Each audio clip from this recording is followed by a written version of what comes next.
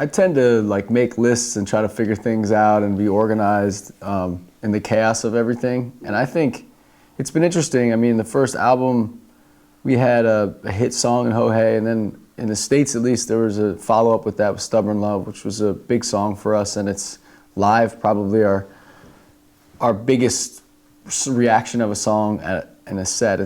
Starting with those two as the anchors to a record, it's like you started on a step, if it was a staircase, and then when you start album 2, all that momentum is gone because you're starting over again, and maybe radio doesn't play you the same way or the same amount, or they don't play you at all, and then you maybe take a step down or two.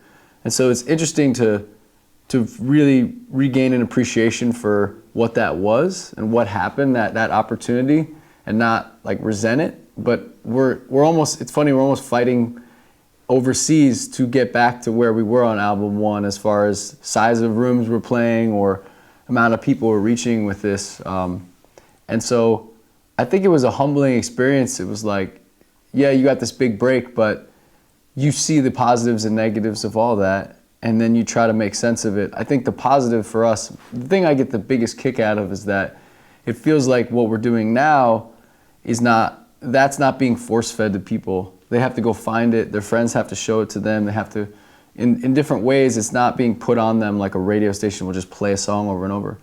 And those fans that show up now, it feels a little more long-lasting.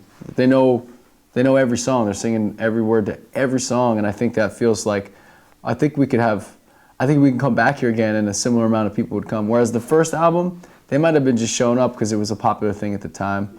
We always say that word zeitgeist. It was like the zeitgeist was that style of music, and then once that was over, I think a lot of people in the industry assumed we were over, and we thought about it like, well, we're just songwriters. We're not Americana or folk or whatever you think we are.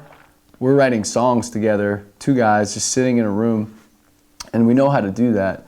So I think we're gonna be all right. And so it's kind of, we're always thinking about the long game of it all. It's not about the immediate 2019, what's gonna happen. It's like, how will this feel in 2020, 2030 to play for people, 2040. You know, we wanna be proud of these songs and wanna play them for a long time. So I think we've just seen a lot that I didn't know going into album 2, and now album 3 just feels like much more of a gratitude feeling of like, oh, we kind of clawed our way back, but by a different means now.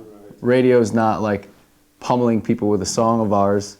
They're just kind of finding it in this slow way I really think it's great.